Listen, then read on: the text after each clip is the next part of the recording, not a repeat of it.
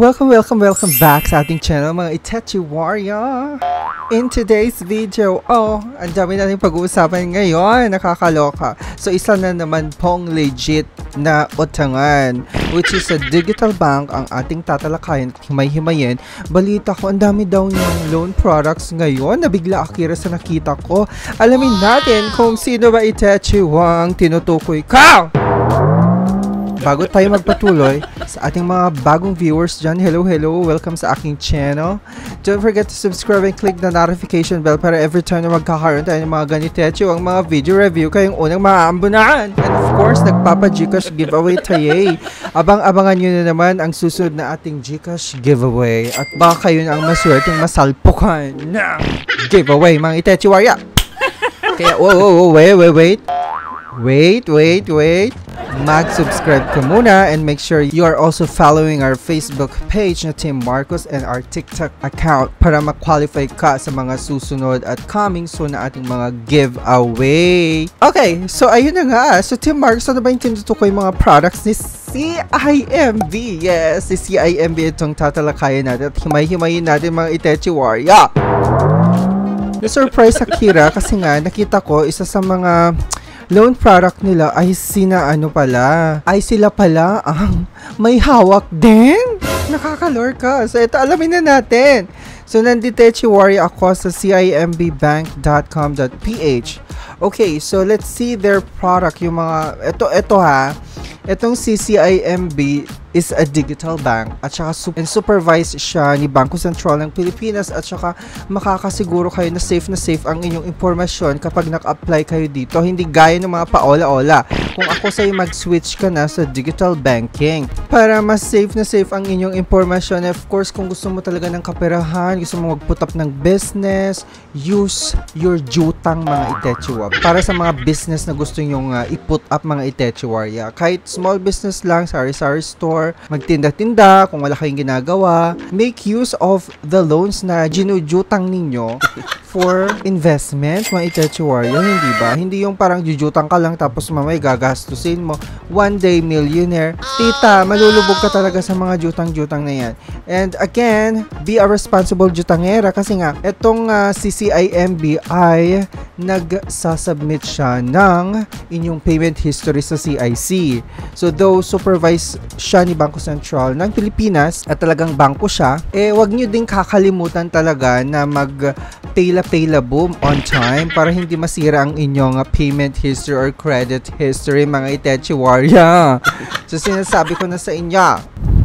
Okay, so as you can see sa cimbbank.com, so iba-iba ang product nila. Meron silang savings account na product, meron din silang loan product. So ang tatalakayin natin specifically dito yung mga pajutang, mga loan products nila.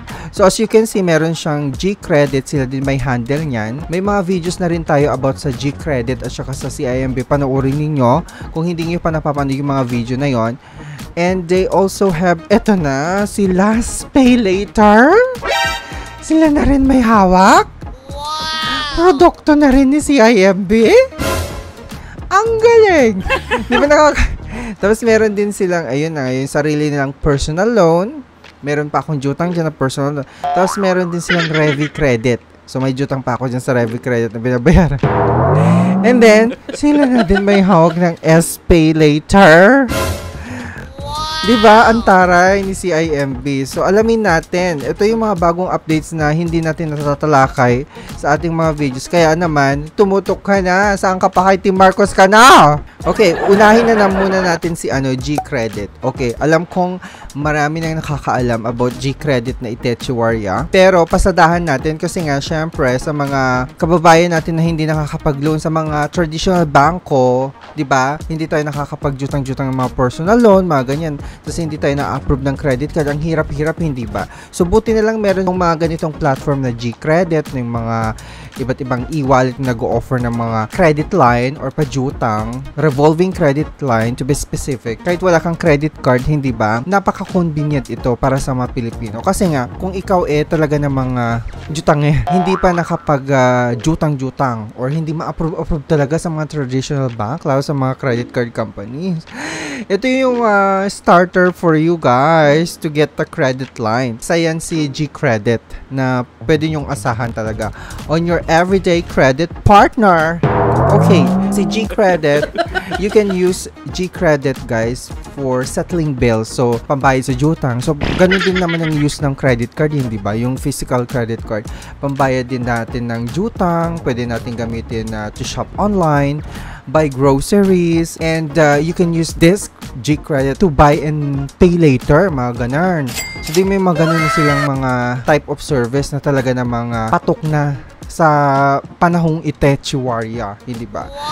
Hindi siya ganong ka-powerful unlike the credit card na talagang physical card. Pwede na because, di ba? Pwede na kasi nga the more you pay on time and you have a good credit sa G-Credit, the more na mapapajutangan ka at may increasean yung credit line mo. So ito yung mga benefits niya, Mima. So, hassle-free payment experience. So, convenient nga siya. You can just use this as your credit line through cashless shopping at QR accepting merchants. So, nag-QR din siya. Pwede mo siyang gamitin kunwari mag-grocery ka sa Pure Gold. O, di ba, meron silang, usually may mga, QR code na silang tinatanggap. So, you can just open the app and then QR mo lang, tita, and then use G-Credit for your payment. Ganun siya ka-hassle-free at very convenient, tita. And then, you can enjoy a credit line of up to 50,000 pesos. Ang taas na. 50,000 pesos. So, unlock a credit line with favorable interest rate. Gain access to a credit line of up to 50,000 pesos. So, featuring competitive monthly interest rate as low as 1% patita. O, diba? Saan ka pa? And then, alam niyo naman kilala si GCash at saka si G-Credit. So, they have over 17,500 merchants nationwide. So, saan ka pa? So, pwede kayong mag-apply sa app nila. Just open the app and try to see if you are qualified to borrow na. Kung hindi pa, di mag-antay-antay ka. Gamitin ng GCash para mabigyan ka ng chance, Mima, para magkaroon ng G-Credit. Based on my experience, wala na akong G-Credit kasi nga, makwento ko lang, na-delinquent na ako sa G-Credit, so hindi na ka pinagbigyan, hindi na nire-activate yung account ko. So, ibig sabihin, nagka-bad record na ako kasi nga, meron akong late payments sa kanila. So, hindi ko nabayaran. Siguro mga 3 months, mga ganun. Kasi dahil sa mga panahon ng ola-ola, ginamit kong pantapal-tapal si G-Credit. So, nakakaloka. So, wag niyo akong gayahin. So, you have to pay on time, mga Mima, para magkaroon kayo ng magandang G-score. Kasi the more na you pay on time, wala kayong late payments, tumataas yung G-score ninyo. So, pa-comment naman sa baba kung sino nakapag-try sa G-Credit at sino ang may mga jutang ngayon sa G-Credit. Susunod, etong si Revi Credit, Mima. Okay, so isa sa mga talagang produkto ni CIMB ay si Revi Credit. So, take full control of your finances and apply for a Revi Credit line up to 250,000 peso credit line. So, makwento ko lang, meron akong existing Revi Credit na binabayaran ko pa hanggang ngayon. So, ang nangyayari, nare-replenish siya every time na nagbabayad ako. Nare-replenish yung credit line niya. So, you can use it again for your groceries and shopping needs, mga ganon. Pero ngayon, medyo hindi ko na siya masyadong ginagamit because binabayaran ko pa. So, gusto ko kasi matapos na muna ito bago ako makapag-renew ulit ng Revi Credit. Pero, Revi Credit is nice kasi mababa ang kanyang interest. Ang kagandahan din niya is you can use again to pay your bills like yung mga Meralco, mga ganyan. So, yung mga water bill ninyo, pwede rin pang balance transfer daw. Yun nga, yung benefits niya is you can approve up to 250,000 peso credit line. Tapos, meron pa siyang as low as 1% interest per month. And that's gonna be instant approval, tita.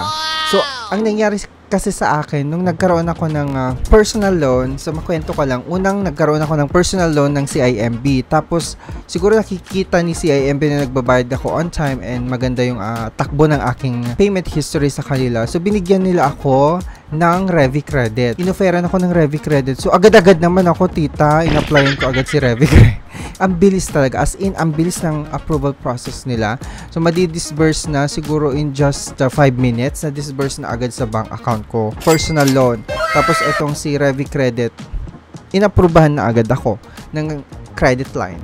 Isa pa sa mga kagandahan ng Revi Credit is you can convert your credit line, tita, for a term loan. Cash loan to. So, parang magiging cash loan siya. So, kunwari, meron kang unused credit line na 70% kasi ang maximum na allowed lang ni Revi Credit para ma-convert mo itong credit line mo into cash is maximum of 70% of your unused credit line. So, you can use that.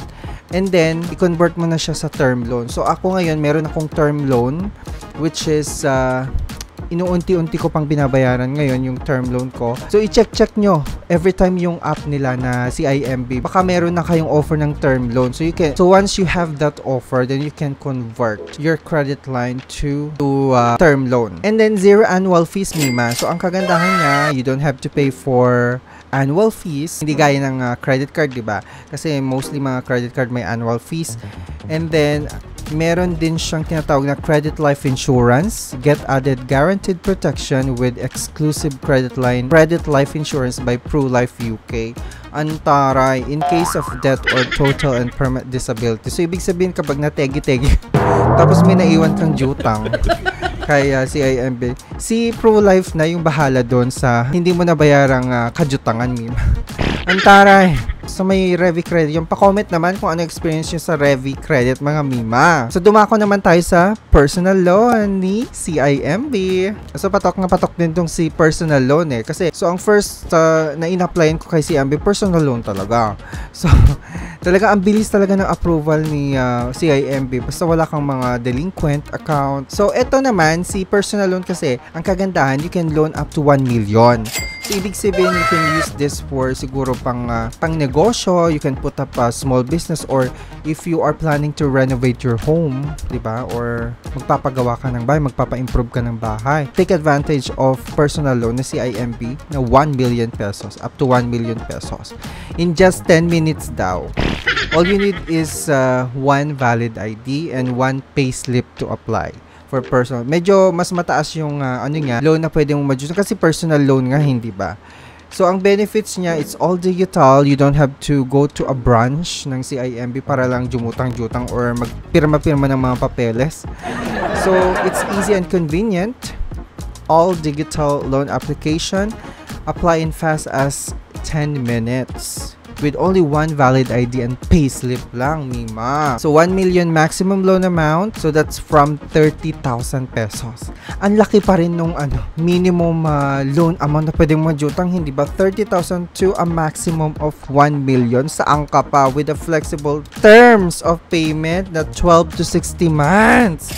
Antaray. So, ito talaga yung mga legit na mga utangan na pwede nyo talagang utangan ng bonggang-bongga for your business needs, home improvement, or pang tuition, gusto mo bili ng sasakyan. You can try personal loan, why not? And then, you can receive the disbursement immediately. Oo, mabilis talaga tong disbursement na Itechuaria. So, book ko na 1 to 2 banking days if the disbursement is made to other banks. Kasi, pinadisburse ko sa BPI ko. So, it takes like within 1 to 2 business days nga talaga siya. So again, added protection din ang credit life insurance nila by ProLife UK. So sa mga may personal loan ng CIMB, pa-comment naman and share kung ano experiences ninyo. May mga binabayaran pa ba kayong jutang dito sa personal loan ng CIMB? How much is the interest na meron kayo sa personal loan nila? Pa-comment and share. At ngayon, eto na. I-check na natin itong si Laz Pay Later by CIMB. Mga Mima, so hindi ko akalain na sila din pala ang may produkto ng Laz Pay Later. Laz Pay Later is the Lazada app, hindi ba? So, ibig sabihin yung Buy Now Pay Later ng Lazada app, sila din pala ang may produkto si CIMB. Hindi ko alam kung kailan nila na-acquire or talagang sila na dati. Pa-comment naman sa mga nakakaalam dyan. So, ito yung mga patok na mga installments, yung mga Buy Now Pay Later na pwede nyo gamitin for online shopping sa app ng Lazada, hindi ba? So, enjoy flexible payments when shopping. Convert your Lazada purchases into a monthly installments for up to 12 months. Your transactions will be financed. Financed by CIMB Bank pala siya. Ang galing. At saka ang benefits daw niya is hassle-free shopping. At saka safe and convenient online shopping using Last Pay Later. Tas may low interest rate sila. As low as 1% per month. And 0% interest for 1 month installment plan.